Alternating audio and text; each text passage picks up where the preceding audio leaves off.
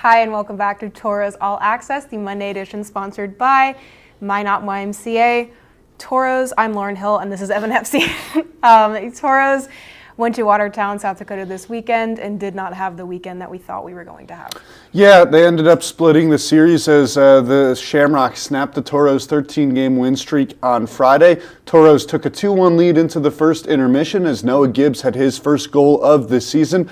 But the Shamrocks responded with 3 goals of their own in the second period. They held the Tauros off the scoreboard for the final 40 minutes of the game, would tack on an empty netter as the Shamrocks would win Game 1 5-2. Yeah, but then coming into Saturday, the Tauros got out to a 3-1 lead thanks to 2 goals from Billy Batten on Saturday, but 2 goals from Travis Lafier tied the game going into the third period. And then Dane Ramirez had his first goal of the season for the Tauros, came in a huge moment, gave the Tauros a 4-3 lead with about 7 minutes remaining. It looked like it was going to be the game-winning goal until Travis Lafier made the hat trick with just over 9 seconds to go, his third of the game. That would send it to overtime, 5 minutes of overtime, not enough as the game would go to a shootout. Yeah, the Tauros would go on to win in the shootout as Jesse Uhalla had the game-winning penalty shot. Yeah, and Will Mazenko came up clutch in the shootout. He let in the first goal on the first penalty shot, made the next 3 saves. Gavin Middendorf making the second penalty shot to tie it back up at 1, and then, as you just said, Uhalla with the penalty shot to win it for the Tauros. You could still say game-winning goal there because he helped us win there. But yeah, Ramirez's goal in the third period on Saturday was his first of the season, and you actually got the chance to talk to him on the ice earlier today. So we're going to throw to that interview. I'm here with Dane Ramirez. Dane, your first goal of the season gave the Tauros a 4-3 lead in the third period Saturday. What was going through your mind after you scored? I was just happy to get the first. It was good to get that out of the way, and I was just happy that I could score and give the team the lead in the third. Saturday was the second Tauros shootout win of the season. What type of extra excitement comes with the shootout? I think it's really fun. I think Miz stepped up for us in the end. I thought Mitty and Jesse had some really good, cool moves, and it's just really fun to win that way, but I'm just glad we got 2 points. Well, taking a look at the weekend as a whole, the loss on Friday, a shootout win Saturday, do you look at the weekend as a success, or is there things to improve on going forward? I think there's obviously things to improve on. I'm glad we got 2 points on Saturday, but I think that we can just play a much better overall game in the future, and I think that's what we're going to do. All right, thanks, Dan. Thank you. Yeah, I don't think there was a happier man in the arena than Dane Ramirez on Saturday. With the goal, Ramirez was the Liberty Tax third star of the weekend as we take a look at the Liberty Tax 3 stars. Yeah, Billy Batten's 2 goals on Saturday earned him the honors of first star, and John Small was the Liberty Tax second star with a goal and an assist. Now he has 7 goals against the Watertown Shamrocks and 5 assists, so he's really racking them up against the Shamrocks.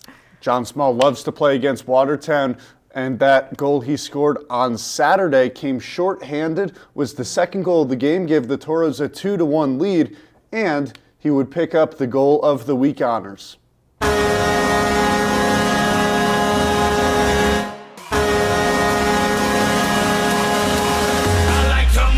Puck in front, Vistapu's one-timer was blocked, and now the Tauros have a 2-on-none. Comes in, Spencer is shoved away, score! John Small got it by Mason Gudridge, a chaotic sequence. John Small gives the Tauros a 2-1 lead. I like to move it. I like to. Yeah, an awesome assist there by Ian Spencer, as that was the second shorthanded goal of the period for the Minotauros. Yeah, and with that, the Tauros moved to 34-10-1 on the season. Technically second place in the Central Division, tied with the Austin Bruins at 69 points. The Bruins have played 1 less game than the Tauros, so they are technically they're in better position, but the Tauros have the tiebreaker with more wins this season. Bismarck Bobcats still sit in first place at 70 points, just 1 point ahead of the Tauros.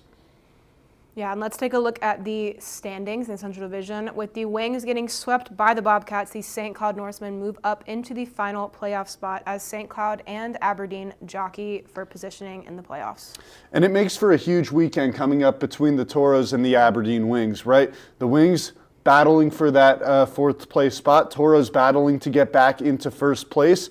Good news for the Tauros is that the Austin Bruins and the Bismarck Bobcats face off this weekend as well, so one side is going to have to lose. The Tauros just hope that neither of those games end up going to overtime, as they don't want to see the extra point distributed to either the Bruins nor the Bobcats. That's very fair. But looking back to this upcoming weekend, our Tauros are playing, like you said, the Aberdeen Wings back here in Mesa Arena on the Pepsi rink. Finally. February 28th and March 1st, we will be back here, so please go ahead and get your tickets. There is a QR code beside me that you can scan and get all of that information, because on March 1st we are having the Farmers Union Insurance food drive and jersey giveaway. If you donate 3 non-perishable foods, such as like any kind of canned food, or donate $10, you will receive a specialty Minot jersey that happens to be right here in front of us. We also wore it on the episode last Thursday if you want to go back and look at how it looks like on a human body. But it's also right here for you to witness.